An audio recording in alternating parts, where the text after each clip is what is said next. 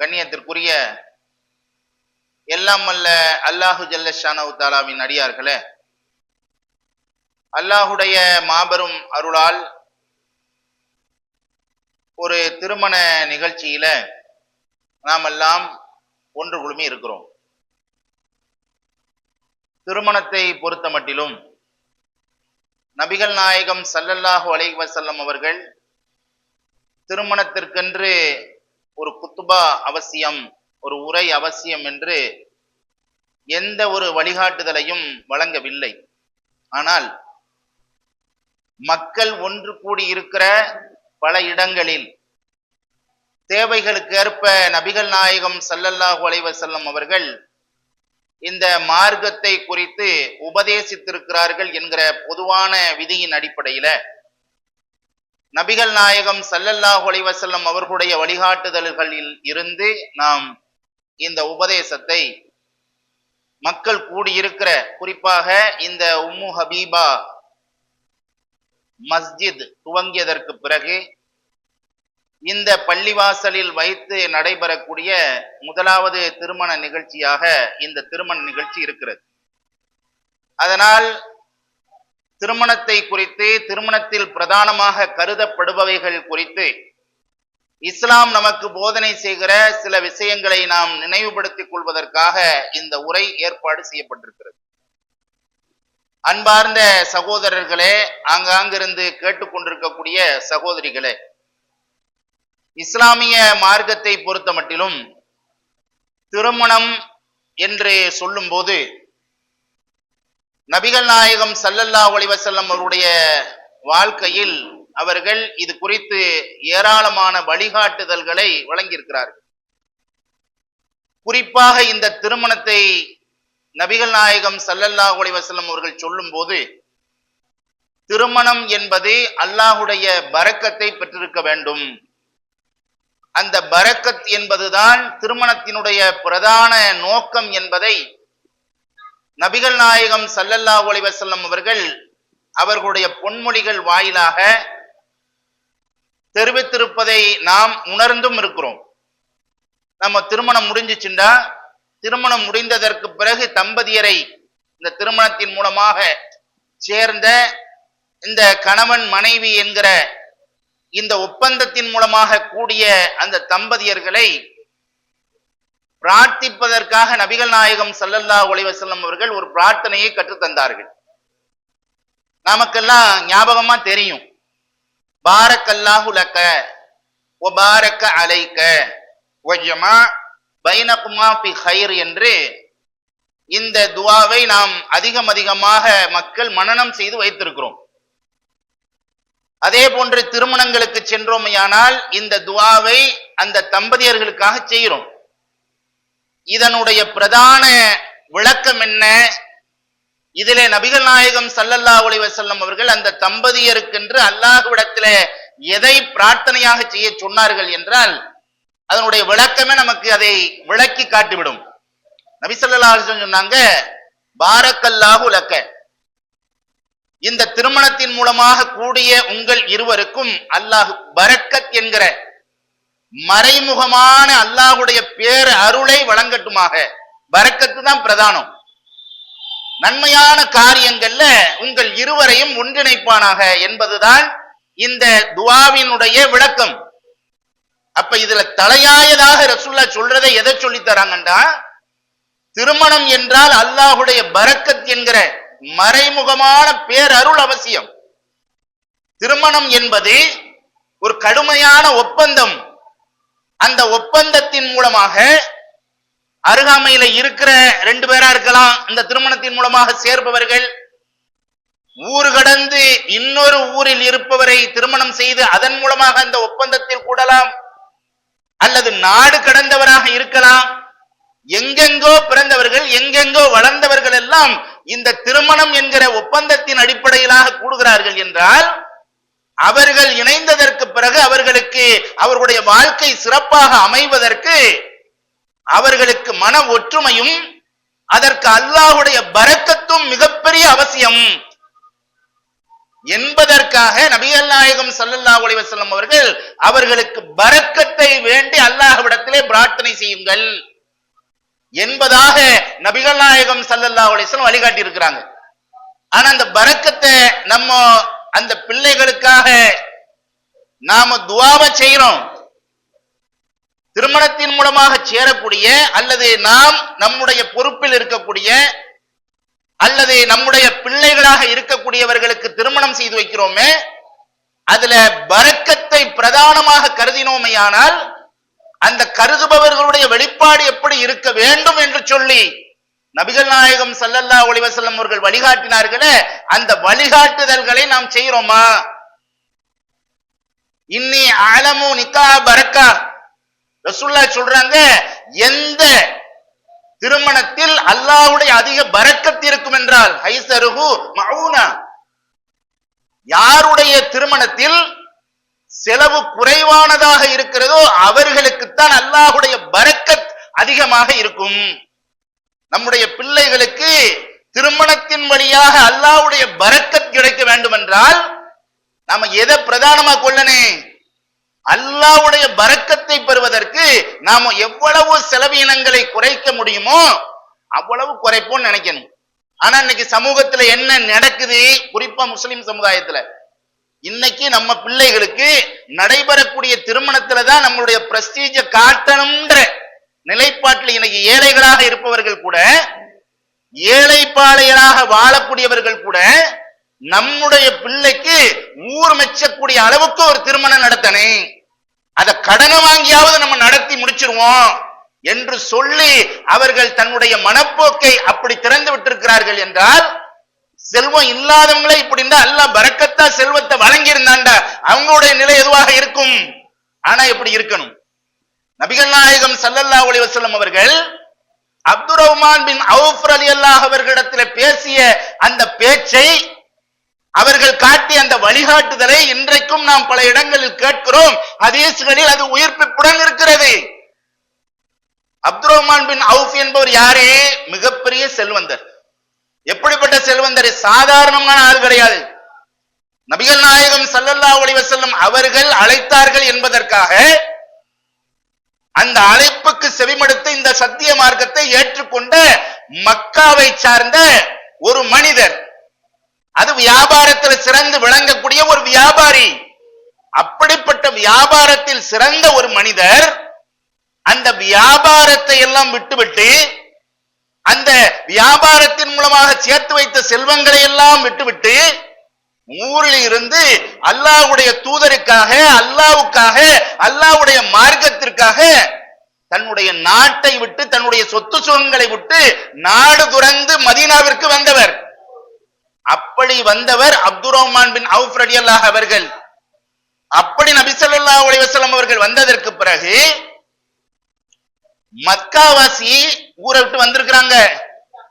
மதீனாவாசிகள் கொஞ்சம் ஹெல்ப் பண்ணாதான் அவங்க சரியான வாழ்வியல் அமைச்சுக்கிற முடியுங்கிறதுக்காக மதீனாவுல இருந்து ஒரு சகோதரரை, மக்காவுல இருந்து வந்த ஒரு சகோதரரோடு, முஹாஜிரோடு ஒரு அன்சாரி தோழரை இணைத்து, நீங்க இருவரும் சகோதரர்கள், ஒரு குடும்பத்துல 2 சகோதரர் இருந்தா எப்படி இருக்கணுமோ அப்படி நீங்கள் உங்களுடைய சொத்துக்களை பாகம் செய்து கொள்ளுங்கள், பாக பிரிவினை செய்து கொள்ளுங்கள், நீங்க சகோதரர்களாக இணக்கமாக இருங்கன்னு சொல்லி வச்சாங்க.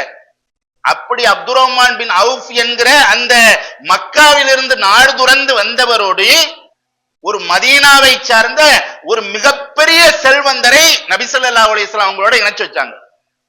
அவரு கூட்டிட்டு போறாரு. என்ன சொல்றாரு? அந்த அன்சாரி தோழர் மதீனாவாசி சொல்றாரு, அப்துர் ரஹ்மான் பின் அவுஃப் அவர்களே, உங்களை என்னோட ரசூலுல்லாஹ் சகோதரரா இணைச்சு வச்சிருக்காங்க. நான் மதீனாவுடைய பெரிய பணக்காரர்கள் ஒருத்தன். என்னுடைய செல்வத்துல சரிபாதி உங்களுக்கு நான் பிரிச்சு தந்துறேன். அல்லாஹ்வுடைய தூதர் உங்களை சகோதரராக ஏற்க சொல்லி இருக்கிறாரு. அதனால நான் என்னுடைய சொத்துல பாதி அப்படியே சமமா பிரிச்சு உங்களுக்கு தந்துடுறேன். நான் பெருங்கொண்ட சொத்துக்காரன் என்று சொல்லி அவர் சொல்றாரு. அதுக்கு அப்துர் ரஹ்மான் பின் அவுஃப் சொன்னாங்க, கடை வீதியை காட்டுங்க, மதீனாவுல வியாபாரம் செய்யக்கூடிய வியாபார தளத்தை காட்டுங்க, நான் என்னுடைய பொருளாதாரத்தை பெருக்கிக் கொள்கிறேன், நீங்க எந்த சொத்து பங்கீடும் எனக்கு செய்து தர வேண்டாம் என்று சொன்ன, தன்னுடைய உழைப்பால் உயர வேண்டும் என்று நினைத்து முன்னரே உயர்ந்து காட்டிய ஒரு சஹாபி மதீனாவுக்கு வந்ததற்கு பிறகு ரசூலுல்லாஹ்வை சந்திக்கும் போது தன்னுடைய ஆடையில் இருந்த ஒரு கரையை நபி ஸல்லல்லாஹு அலைஹி வஸல்லம் அவர்கள் பார்த்து விட்டு கேட்கிறாங்க, அப்துர் ரஹ்மான் அவர்களே, உங்க ஆடையில கரை இருக்குதே, அந்த கரை அத்தர் வாசனை திரவியத்தினுடைய கரை போன்று தெரிகிறதே, என்ன விளக்கம் என்று கேட்கிறாங்க. அவர் சொல்றாரு, ரசூலுல்லாஹ் எனக்கு நேற்று இரவு திருமணம் முடிஞ்சிருச்சு. யார்கிட்ட சொல்றாங்க? நாட்டினுடைய ஜனாதிபதி தன்னுடைய உயிரை இந்த நபிக்காக கொடுக்கலாம் என்பதற்கு பத்ரு போர் உள்ளிட்ட மிகப்பெரிய போர்க்களங்களில் நேரடியாக பங்கெடுத்த ஒரு மாபெரும் ஒரு சாம்ராஜ்யத்தை, தன்னுடைய சொத்து சுகங்களை எல்லாம் விட்டுவிட்டு இந்த மார்க்கத்திற்காக வந்த அந்த தோழர் தன்னுடைய ஆன்மீக தலைவரிடத்திலே, தன்னுடைய அரசாட்சியினுடைய தலைவரிடத்துல சொல்றாரு, அல்லாஹ்வுடைய தூதரே, எனக்கு நேத்து நைட்டு திருமணம் முடிஞ்சிச்சு என்று சொல்றாங்க. ரசூலுல்லாஹ் ஏன் கூப்பிடலன்னு கேட்கல. இன்னைக்கு கேக்குறாங்கல்ல, இப்ப சொல்லாம கொள்ளாம கல்யாணம் முடிச்சுட்டான்னு கேக்குறாங்கல்ல, அப்படி கேட்கல ரசூலுல்லாஹ். அப்படியா, நீ ஒரு ஆட்டையேனும் அறுத்து மக்களுக்கு வலிமா விருந்தளிப்பாயாக என்று சொல்றாங்க. அவ்வளவு பெரிய செல்வந்தர், அப்படிப்பட்ட செல்வந்தராக இருந்தவருக்கே ரசூலுல்லாஹ் என்ன சொல்றாங்க? திருமணம்டா ஒரு ஆட்டை அறுத்து வலிமா விருந்து கொடுப்பா அப்படின்னு சொல்றாங்க. நம்ம என்ன செய்யறோம்? நம்ம அவ்வளவு பெரிய செல்வந்தர் இல்ல, மிகப்பெரிய செல்வ வளத்துல பாதிய தாரேன்னு ஒருத்தர் சொல்லும் போது வேணான்னு விட்டுட்டு போற மாதிரி ஒரு மனிதர் கிடையாது. அப்படிப்பட்டவராக இருந்தவருக்கு ரசூலுல்லாஹ் சொல்றாங்க, ஒரு ஆட்டை அறுத்து விருந்து வைந்து நமக்கு அதுதான் அளவு அப்படின்னு சொல்ல முடியாது. ஆனா நபி ஸல்லல்லாஹு அலைஹி வஸல்லம் அவ்வளவு பெரிய செல்வந்தருக்கு சொன்னாங்களே, ரசூலுல்லாஹ் குறைவான செலவுல திருமணம் நடத்துங்க, அதுதான் அல்லாஹ்வுடைய பரக்கத்தை அதிகமாக பெற்றுத்தரும் என்றார்களே. அப்ப நம்முடைய பிள்ளைகளுக்கு பரக்கத் அதிகமாக கிடைக்க வேண்டும் என்றால் நம்ம கல்யாணத்தை நம்முடைய குடும்பத்தினுடைய கௌரவத்தை காட்டுகிற நிகழ்ச்சியாக பயன்படுத்திடக்கூடாது. அது இந்த திருமணத்தின் மூலமாக சேரக்கூடியவர்கள் நல்லபடியாக வாழ்வதற்கு அல்லாஹ்வுடைய பரக்கத்தை பெறக்கூடிய தருணம். அந்த திருமணத்தின் மூலமாக அவர்களுக்கு அல்லாஹ்வுடைய பரக்கத் கிடைத்து, அவர்களுக்கு மன ஒற்றுமை கிடைத்து, அவர்களுடைய வாழ்க்கை செழிப்பாக அல்லாஹ்வுடைய பரக்கத்தை பெற்ற ஒரு வாழ்க்கை முறையாக அவருடைய வாழ்க்கை முறை அமைய வேண்டும் என்பதற்காக செய்யக்கூடிய அல்லாஹ்வுடைய தூதர் வழிகாட்டி தந்த இபாதத்துக்களில் ஒன்றை. அப்படி இருக்கும்போது நம்ம எவ்வளவு கவனமா இருக்கணும். ஆனா அதை செய்யறோமா? அதை பிரதானப்படுத்துறோமா? மத்த எத்தனையோ விஷயத்தை பிரதானப்படுத்துறோம். ஆனால் அல்லாஹ்வுடைய பரக்கத் கிடைக்க வேண்டும், அதுக்கு ரசூலுல்லாஹ் என்ன வழிகாட்டினாங்க என்பதை நாம அந்த பிள்ளைகளுக்காக செய்யறோமா? திருமணத்தின் மூலமாக மன ஒற்றுமை கிடைக்கணும்னா தம்பதியருக்கு என்ன நினைக்கணும், என்ன கிடைக்கணும்? அவங்களுக்கு ஒரு சரியான புரிதல் கிடைக்கணும். அல்லாஹ் அவர்களுடைய உள்ளத்தை விசாலப்படுத்தணும். எப்படி? ஒரு கணவனாக இருக்கக்கூடியவர் நான் தான் ஆம்பளை என்கிற கர்வத்தோடு இருந்து விடக்கூடாது. நபிகள் நாயகம் ஸல்லல்லாஹு அலைஹி வஸல்லம் சொன்னாங்கல்ல, உங்களிலேயே சிறந்தவர் யார் என்றால் உங்களுடைய மனைவியரிடத்துல யார் சிறந்தவரோ அவர்தான் உங்களிலே சிறந்தவர். நீ ஊருக்குள்ள எவ்வளவோ நற்காரியங்கள் செய்யலாம், வீட்டுல போடுற ஆட்டம் அவங்களுக்கு தான் தெரியும்.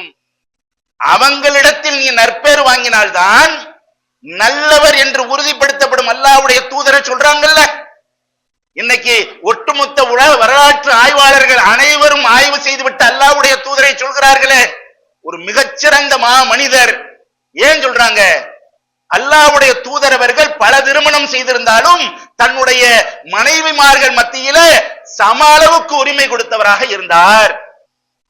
நபிகள் நாயகம் ஸல்லல்லாஹு அலைஹி வஸல்லம் அவருடைய வாழ்க்கை எவ்வாறு இருந்தது என்று கேட்கப்பட்ட கேள்விக்கு ஆயிஷா ரலியல்லாஹு அன்ஹா சொன்னார்கள், முழு குர்ஆனாக இருந்தது. அல்லாஹ்வுடைய தூதருடைய வாழ்க்கை குர்ஆனாக இருந்தது என்றார்களே. அப்படி தன்னுடைய மனைவியரிடத்திலே சிறந்தவராக அல்லாஹ்வுடைய தூதர் இருந்தார். உங்களிலேயே சிறந்தவர் யார் என்று மக்களுக்கு பாடம் நடத்தும் போது ரசூலுல்லாஹ் சொன்னாங்க, உங்களிலே சிறந்தவர் யாருன்னா உங்களுடைய மனைவியரிடத்திலே யார் சிறந்தவரோ அவர்தான். இது நம்முடைய உள்ளத்துல நாம் ஆள பதிவு செய்து வைத்துக் கொண்டோம்னா நம்முடைய பெண்களை, நம்முடைய மனைவிமார்களை ஒப்பந்தம் என்கிற அந்த கடுமையான ஒப்பந்தத்தின் மூலமாக ஒப்படைக்கப்பட்ட அமானிதமாக இருக்கக்கூடிய தன்னுடைய மனைவியை ஒருபோதும் கிள்ளிக்கிரையாக ஒரு மனிதன் நினைக்க மாட்டான். அது மாதிரி ஒரு பெண்ணாக இருக்கக்கூடியவள் தன்னுடைய கணவரை குறித்த பார்வை, அவரை எந்த விஷயத்துல டாமினேட் பண்ணணும்னு இன்னைக்கு பலவிதமாக பிரச்சனைகள் நடப்பதற்கு காரணியா இருக்குது. அவங்களுக்கெல்லாம் ரசூலுல்லாஹ் சொன்னாங்களே, பெண்களே உங்களுடைய கணவனுடைய திருப்தியை பெற்ற நிலையில் ஒரு பெண் மரணித்தால் அவள் ஸ்வர்க்கம் செல்வாள். நீ சொர்க்கம் போகணும், நீ சொர்க்கம் போகணும்டா உன்னுடைய கணவனுக்கு கட்டுப்பட்டவளாக, உன்னுடைய கணவனுடைய திருப்தியை பெற்ற நிலையில் உன்னுடைய உயிர் பிரியக்கூடிய ஒரு சூழலுக்கு நீ தயாராகி கொள்ள வேண்டும் என்று சொல்லி மன ஒற்றுமைக்குரிய வழிகாட்டுதலை நபிகள் நாயகம் ஸல்லல்லாஹு அலைஹி வஸல்லம் அவர்கள் வழிகாட்டினார்கள். இந்த வழிகாட்டுதல்களை எல்லாம் நம்முடைய பிள்ளைகளுக்கு காலப்போக்கிலும் ஒவ்வொரு சந்தர்ப்பங்களிலும் கிடைக்கும் போதெல்லாம் சொல்லிக் கொடுத்து நாமும் அது மாதிரி நம்முடைய வாழ்க்கையை வெளிப்படுத்தி அப்படி சரியான ஒரு வாழ்க்கை முறையை அவர்களுக்கு கற்பித்தோமையானால் அதை பார்த்து அவங்களும் மன ஒற்றுமைக்கான வாழ்க்கையை வாழ்வதற்கு தன்னுடைய ஆயத்த பணிகளை அவர்கள் செய்வார்கள். அதற்கும் பிரதானமான தேவை அல்லாஹ்வுடைய பரக்கத். பரக்கத்துங்கிறது அல்லாஹ் ரொம்ப கோடி கோடியாக கொட்டி கொடுப்பது மட்டுமல்ல, மாறாக உள்ளதை கொண்டு போதுமானதாக ஆக்கிக் கொள்கிற அந்த திருப்தி என்கிற குணம். குறைவாக கொடுத்தாலும் அதிலே நிறைந்த வளம் கிடைக்கக்கூடிய பரக்கத் என்பதுதான் மாபெரும் கண்ணுக்கு தெரியாத அல்லாஹ்வின் புறத்தில் இருந்து அருளப்படுகிற அருள். அந்த அருளை கிடைப்பதற்கு அல்லாஹ்வுடைய தூதர் அவர்கள் இந்த திருமண காலங்களிலே, திருமண நேரத்திலே அதன் மூலமாக இணையக்கூடிய தம்பதியர்களுக்கு செய்யக்கூடிய பிரார்த்தனைகள்ல இருக்குது. அந்த அல்லாஹ்விடத்தில் கோரிக்கை வைக்கிற விஷயம் அதுல பிரதானமாக இருப்பதை எல்லாம் கருத்தில் கொண்டு நாமோ இந்த திருமணம் எளிமையாக நடப்பதை நீங்க பாக்குறீங்க. இது மாதிரி அல்லது இதை விட இன்னும் எளிமையா நடத்த முடியுமா? நபிகள் நாயகம் ஸல்லல்லாஹு அலைஹி வஸல்லம் வெறுமனே சொல்லிவிட்டு செல்பவர் கிடையாது. வார்த்தைகளால் சொல்லிவிட்டு ஏட்டு சுரக்காய் மாதிரி கறிக்கு உதவாத மாதிரி சொல்லிவிட்டு செல்பவர் கிடையாது. நபிகள் நாயகம் ஸல்லல்லாஹு அலைஹி வஸல்லம் அவர்கள் வாழ்ந்து காண்பித்தார்கள். அதே மாதிரி அந்த சமூகத்தை வாழும்படியான சூழலை உருவாக்கிவிட்டு வாழ்க்கை பாடத்தை நடத்திவிட்டு அந்த மக்களையும் அதற்கு பண்படுத்திவிட்டு சென்றார்கள். அப்படிப்பட்டவர்களை நாம் முன்மாதிரியாக கொண்டிருக்கிறோம். அந்த அல்லாஹ்வுடைய தூதர் வழியில லக்கது கான லக்கும் ஃபீ ரசூலுல்லாஹி உஸ்வத்துன் ஹஸனா லிமன் கான யர்ஜுல்லாஹ வல் யௌமில் ஆகிர் வ ذكرல்லாஹ கஸீரா. அல்லாஹ்வையும் மறுமை நாளையும் அதிகமாக நம்பிக்கை கொண்டிருக்கிற உங்களுக்கு அல்லாஹ்வுடைய தூதரிடம் அழகான முன்மாதிரி இருக்கிறது என்று சொல்லி அல்லாஹ் குர்ஆனில் சொல்கிறான். அந்த முன்மாதிரியை எடுத்துக்கொண்டு ரசூலுல்லாவை நம்மால் இயன்ற வரைக்கும் நம்முடைய வாழ்வியலில் பின்பற்றக்கூடியவர்களாக, நம்முடைய வாழ்வியலில் எந்தெந்த வாய்ப்புகளில் எல்லாம் ரசூலுல்லாவை பின்பற்ற வேண்டுமோ அதையெல்லாம் நம்மால் இயன்ற வரைக்கும் பின்பற்றக்கூடியவர்களாக இருக்க வேண்டும். அப்படிப்பட்ட மனோபக்குவத்தை அல்லாஹ் நாம் அனைவருக்கும் தர வேண்டும் என்று அல்லாஹ்விடத்தில் பிரார்த்தித்து என்னுடைய உரையை நிறைவு செய்கிறேன். வாஹிர் தவான் அல்ஹம்துலில்லாஹி ரப்பில் ஆலமீன். அஸ்ஸலாமு அலைக்கும் வரஹ்மத்துல்லாஹி வபரகாத்துஹு.